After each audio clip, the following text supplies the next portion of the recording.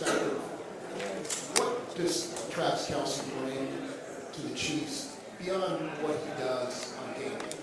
I think it's a level of leadership, someone that comes to work every single day. And obviously with his career, he can take reps off, he can kind of wait and play the game days, but that's not his personality. He wants to be out there. He wants to put the work in, and whenever you have your Hall of Fame guy putting the work in, it kind of leads to the rest of the football team. Patrick, right here, front row to your left.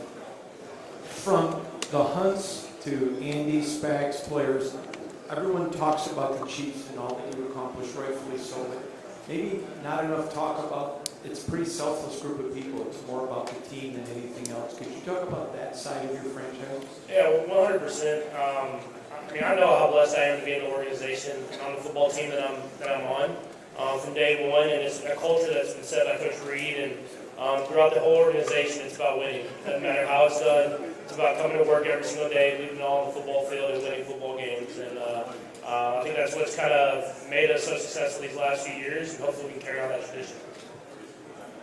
Good morning, Pat. Hey, last year you sat at the table of Roy Eggman, remember? And you would be, what would represent to you would be at Montana's and Bradshaw table. And how do you keep that hungry to win? Yeah, I think more than anything, you see the opportunities that you get, and you never know what's going to be your last one. And to be able to be in the Super Bowl again is always special. And so for me, just being hungry to be as great as I possibly can be, not only for myself but for my teammates, and knowing how blessed I am. So it's been a heck of a run, and hopefully we can continue as my career goes on. Hey Patrick, over here to your left.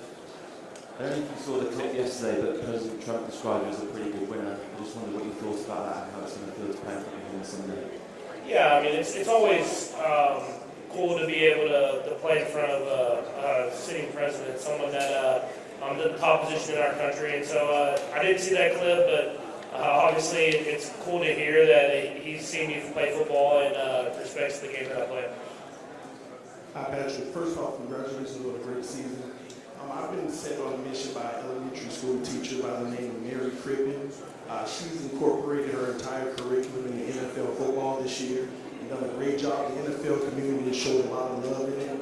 Now, she has one student, okay, by the name of Joaquin, who's been rooting for the Chiefs all season, but he's in an environment that may not share those same sentiments. What message would you give to Joaquin? Yeah, Joaquin, I appreciate the support. Just know that the Chiefs are rooting for you as much as you're rooting for us, so we're going to try to go out there and make you proud, and we appreciate that you're supporting us in a hostile environment sometimes. Hey Patrick, up front to your left. Can you just tell me how you're feeling mentally as the days get closer, and how you stay level-headed when you're trying to perform your best, especially on big stages? Yeah, I mean, I feel pretty much the same. I think you stay so busy here that you don't really realize the magnitude of the game that you're playing. But I think it comes with experience, knowing what the week presents, knowing where you're going to be at, and then try to keep it as close as you can to the routine that you always have. So we're excited for the game, and we're excited to get back to more and more higher leverage, higher level practices, and get ready to go out there and play our best football. Patrick, over here to this side. You guys, it's well known that you guys have had tough training camps to start the year and OTAs.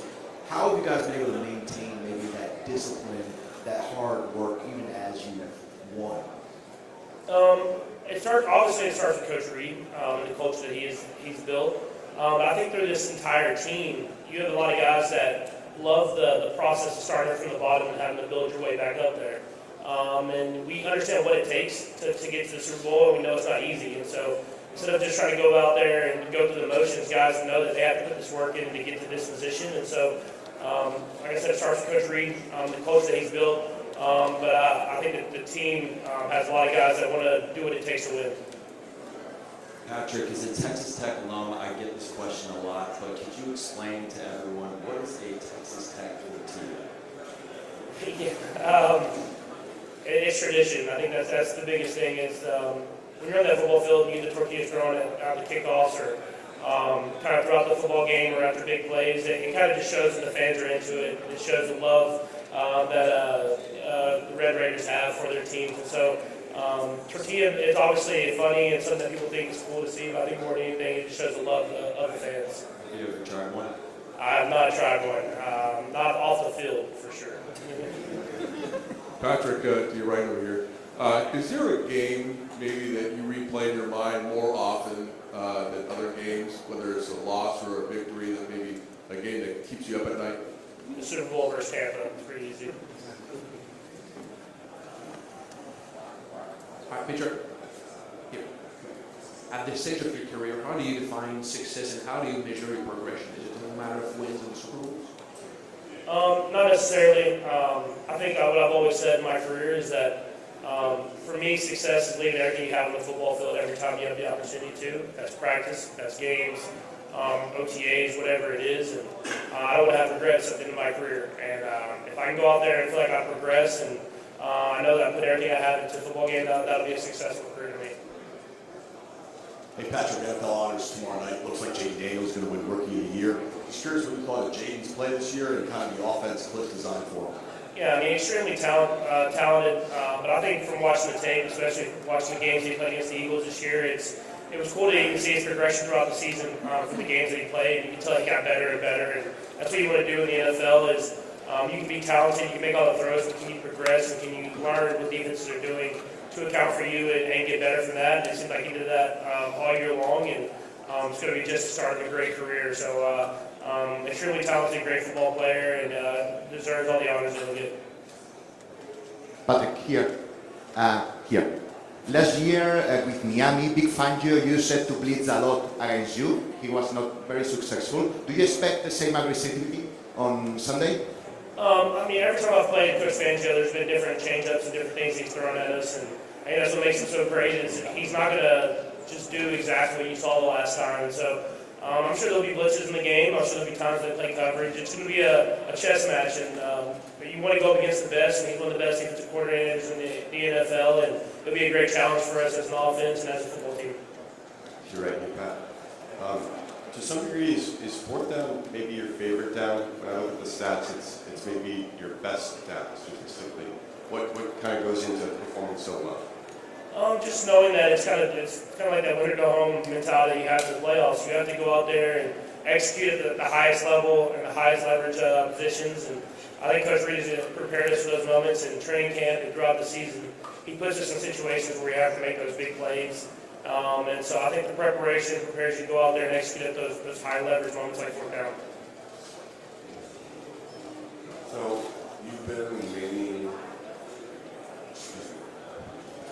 been in many harsh environments. How do you prepare for the harsh environments that you played in? And what's the toughest environment that you played in? And how do you prepare your coaches to play in an environment like that? I think more than anything, you just focus on the guys around you. I've played in a lot of harsh environments. That's in Buffalo, the cold, with the fans against you, or in Denver, or Oakland, or Vegas. I mean, you always have fans that are against you in some of those away games. And so you focus on your teammates. You focus on going out there together, and you kind of build even a closer brotherhood of there's kind of you versus everybody. And so I think just comes with the experience that you just go out there and just be who you are. Hey Patrick, back here. Joe Tooney is a big piece to the offense. Can you talk about him, how he's grown? Obviously, he didn't allow a sack 2 years ago against Philadelphia. How you think he'll adapt again against them in a few days? Yeah, I mean, he's just such a tremendous player, a tremendous teammate. I've been saying for a couple of years now, he's like a gold jacket guy, and he's someone he's won the Super Bowls. He'll play any position on the offensive line, and he'll do whatever it takes, sacrifice to win. You need those guys, and so to have him jump out the left tackle this year and have a lot of success, I mean, it just shows the type of player that he is. And it'll be a great challenge for him going against his D-line. I mean, this D-line has great players in all the positions, and they rotate in and they can stay fresh because they have so many good guys. And so just going out there and trusting those guys and let them go up as a unit, go out there and play their best football on the biggest stage. Patrick, down here on your left. Travis said earlier in the week he wants to play for another 3 years. I just wondered what do you see in the facility on a day-to-day, maybe some of his routines that has allowed him to stay so healthy and allowed him to play so late in his 30s? Yeah, he takes care of his body. He focuses on the ultimate mission of being the best football player that he can be. And I think more than anything, I think he wants to do it for himself. He just loves being in the building with his teammates and being a part of that. And so he's like I said, he practices so hard and he keeps himself in such good shape that I believe he can play as long as he wants to play. It's just going to be about how long he wants to play. And so hopefully he does play another 3 years, because that's always good for me. Hi Patrick, Andrea Sola from Seca Cortes. You're here? Okay. Hi, how are you? We admire you because of your confidence and calm in each situation. Do you have any secret or ritual for that? Or is there something that makes you feel insecure sometimes?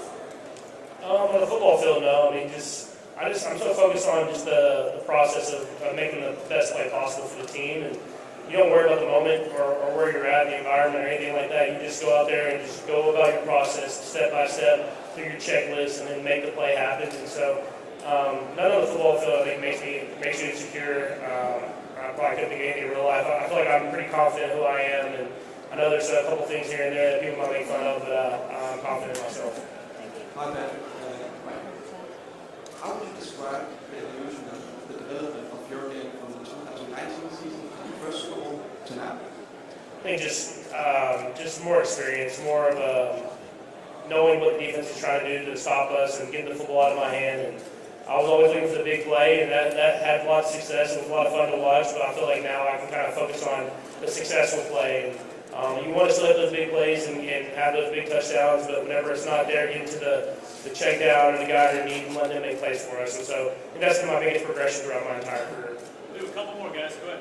Hey, Patrick, right here. This being your 5th Super Bowl, what do you remember most about this whole process with respect to the first Super Bowl? And when I say the whole process, I mean the preparation, not only for the game, but the media and all of that, as opposed to now. How do you kind of compare that? Is it still kind of fun for you? Yeah, it's still fun. I mean, every Super Bowl is its own experience, but I think more than anything, it's just preparing because you know the process, you know what it takes throughout the week, and it gives you more experience, more calm, where you're not worried, and you just continue to work to be the best version of yourself you can be, and learn from your previous Super Bowls, and hopefully you can play even better in the game when you get out there on Sunday. Last one, go ahead. Thanks.